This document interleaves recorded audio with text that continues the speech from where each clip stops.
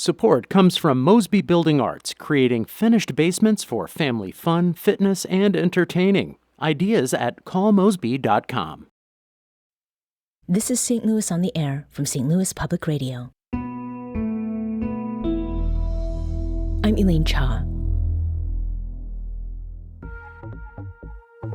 Halloween is just a few weeks away, and our next guest's book could be just the thing to get the kids in your life into that holiday spirit. Local author Nicki Jacobsmeyer's new book, Spooky America: The Ghostly Tales of St. Charles, explores historic buildings on and around St. Charles's Main Street. Its 13 chapters tell the stories of the many ghostly experiences people have had in the historic area. I'd like to invite you to the conversation as well. Have you had spooky experiences in the St. Louis region? Share it with us. Give us a call at 314-382-8255. That's 314-382-TALK, or you can send us an email at talk@stlpr.org.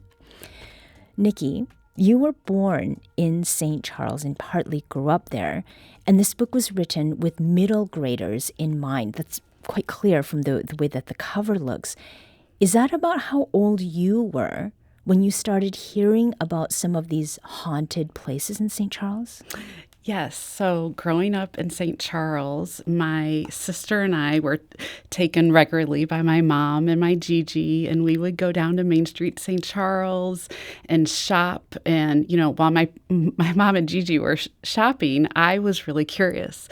And so, I would ask questions. I don't know a stranger kind of thing. So I'd ask questions of the shop owners and restaurants, and just started falling in love with the history of St. Charles and St. Louis where we live. And it just always kind of piqued my interest. And down there just holds very fond memories. Mm-hmm.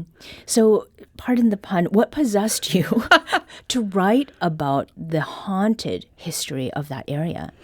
So, like I said, I love history and I love spooky, curious stories, the unknown. We know fact is stranger than fiction a lot of times. And so I have written for the middle grade audience and children, and I wanted to give them a way to break into history in more of a fun, experience way, that immersive experience. And that's what I did with this book. It's structured like a walking tour that they can, in fact, go down there themselves and immerse themselves in the streets and the architecture and the people and the culture. Did you do any testing as you were writing the book, as far as that tour down the street is concerned? Yes. I mean, I did it and I set it up to that so it would, go in order and in the book, there are certain things it describes, if in the second story of the building, this happened and things like that. So it was a great way just to immerse the people that live there and work down there and the ones that are day in, day out with, these maybe spooky inhabitants. Mm-hmm. For those who have not been to St. Charles Main Street or maybe have not been there for a while, can you paint us a picture of what the street, looks like, and tell us a little bit more about the history of St. Charles and that historic area? Sure. So Main Street, St. Charles is a charming piece of the past. I mean, when you walk down these cobblestone roads or drive down them, you are taken back, hundreds of years ago. And they have, gas lights and the architecture is so detailed, because it's been around so long. And Louis Blanchette came down, and it was called the Little Hills. And Lewis and Clark is a huge part down there by the Missouri River, and the boat museum is included because there's some spooky stuff that happened down there.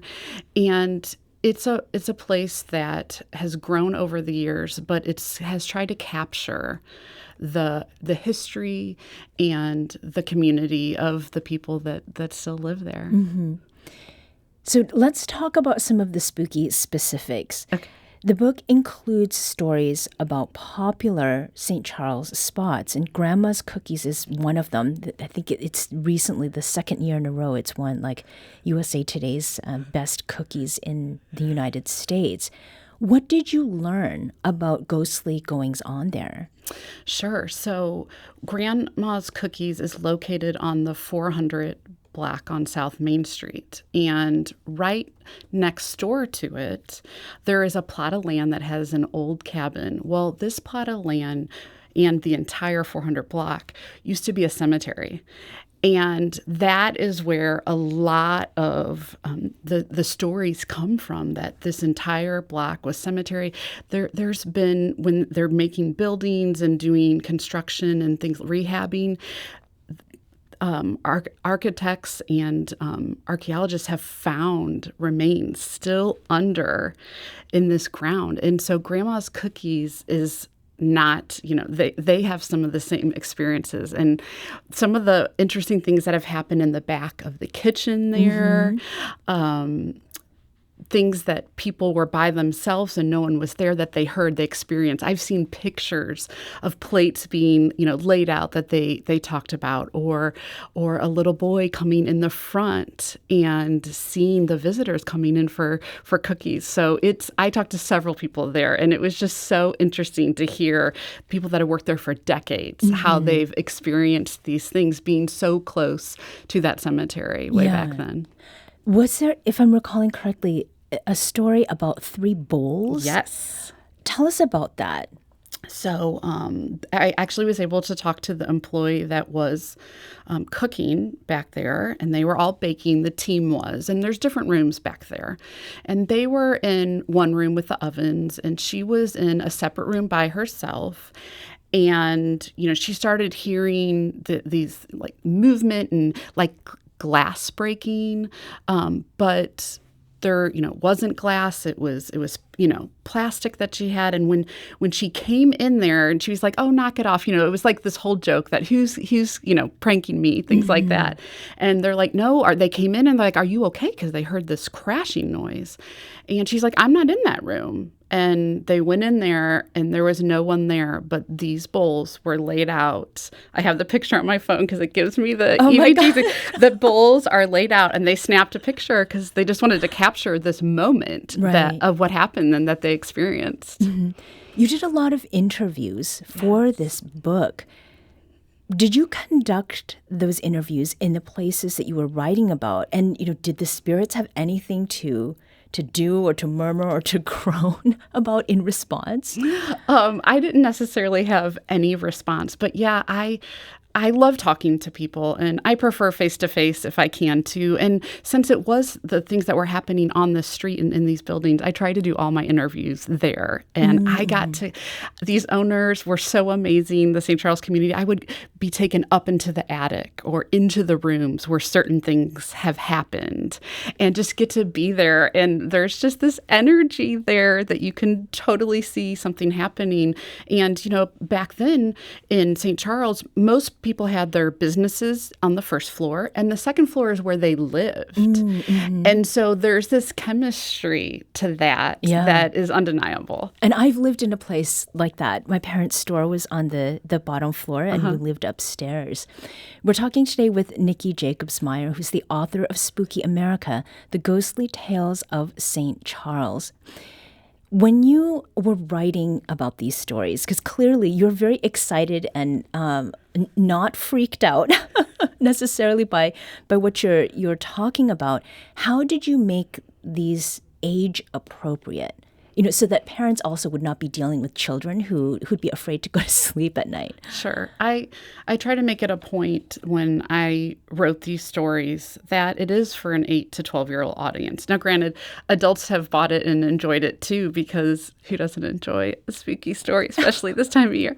But I try to keep that in mind. I am a parent of 2 as well, and although they're teenagers and grown, I wanted to make sure that parents felt like they could gift this to their children and it would start a conversation and not be something that's scary. So there's certain lines, this is not a horror book. It's, but it's a way to get them interested in history and get them questioning. And I even put questions to the reader in there. What do you think it is? And go there And what did you find, and tell your friends? And I would love to know. I love when my readers, experience things and share, just like you guys do here, at STLPR. Like, hey, call in, tell us your spooky stories. Yeah. I want to hear them too.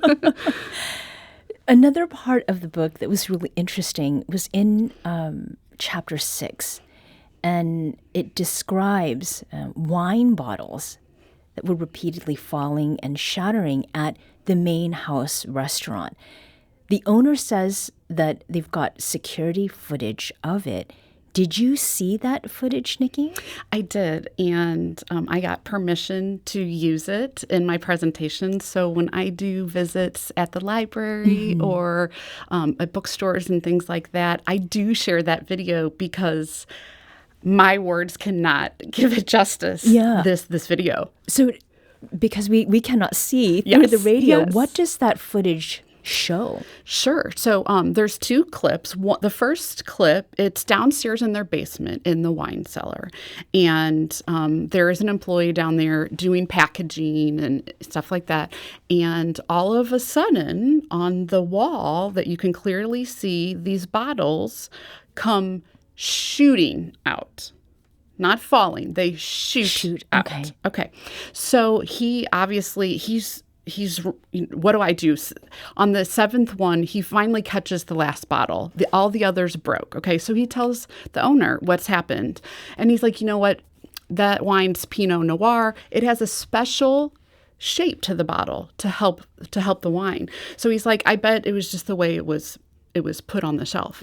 So they rearrange it. It's set to go. Then the next video, same thing happens. Same number of bottles. And there's no one down there at this point. And you just see them. And again, they are launching across. And so now those bottles do not live in the cellar on the wall anymore. They are behind in the counter. But when you see the video, and I invite any of you to come to a library signing that I might have in the future on my website, you'll be able to see this video, and it's really, really fascinating. Yeah, because it's kind of an undescribable event. Right. For these things to be happening, and as I understand what you've described about the main house restaurant, these are relatively recent things that have gone on. I think the last one was maybe in April of this year. Now, there are some people who don't believe in ghosts. Sure. Right? But all the same, they're going to stay away from places that could change their minds. Did any of the people that you spoke with have reservations about discussing these haunted things going on because they were afraid that people might not come to their establishments? I did have some people that preferred not to go on the record, if you will, or discuss. And that was something, obviously, that with my work, I'm trying to be very respectful. And if someone doesn't want to be included, then I'm not going to include them. But there was some people that either they didn't want to share, or they've never experienced something while they owned the store, but maybe a previous owner did, or someone that came in. But yeah, there was some people, and I tried to be really respectful because, everyone has different thoughts on it. Yeah. So you mentioned these bottles that were shooting across the cellar, and I think of what it sounds like, the shattering of that glass. What are some of the other sound sort of related hauntings or occurrences that come up in this book? So one of the chapters is called Petrified Pottery, and it's about Siostra Polish pottery down on Main Street on the 300 block. And there is an apartment upstairs that gets rented out now. And there was this story about marbles and the sound of marbles rolling under the radiator. And I don't want to give it all away, but when I was there, and Catherine, the owner, was very gracious and brought me up there, there's still marbles, and they're not messed with. anymore, because when they did mess with them, things weren't great for a little bit. But a lot of these places, it's like protective, a friendly ghost story. They're not all a negative vibe. Some of them are very still protective of their building or where they lived or worked. Yeah. So, but yeah, the marble sound was one of them. I'm trying to think of some others. Lindenwood, the sound of the piano. They have an event, Dark Carnival at Lindenwood University, and you can go into the Sibley Hall, and that's the stories about that. And they say that you can hear the piano. So the hall was closed when I went there to research. So I'm very much excited to get into this hall to see if I can hear if she's playing the piano still. And there are also spirits that move, right? Yes. So there is one in particular. It's called Hide and Shriek is the name of the chapter. And a lot of people, it's amazing, since we do have security cameras now and that technology, the things that they have caught on their security footage where they're woken in the middle of the night by the police because they think someone has broken into their store and come to find out there's nothing there. Yeah. Or merchandise has been moved in the middle of the night. And just the unexplainable. And that, Elaine, to me is so fun and so curious. And I want kids to be curious and ask questions about it too. Yeah. In the last minute, what is most exciting about this book at this time? Well, I love fall. It's my favorite season. And I'm always thrilled when any child looks at this book and wants to read it, especially people that aren't a huge fan of reading. So I think it's great that it's a way for kids to dive in and read. Nicki Jacobsmeyer is the author of Spooky America, The Ghostly Tales of St. Charles. Nicki, thank you so much for joining us today. Thank you, Elaine. This episode was produced by Olivia Mizell. Audio engineering and sound design by Aaron Dorr. Our executive producer is Alex Hoyer. St. Louis on the Air is a production of St. Louis Public Radio. Understanding starts here. Do you find yourself regularly listening to episodes of St. Louis on the Air? Suggest us to a friend you think might enjoy our conversations, and leave us a review and rating on Apple Podcasts on the App Store. It's the simplest way to help people discover our show. Thank you. St. Louis Public Radio is a member-supported service of the University of Missouri St. Louis.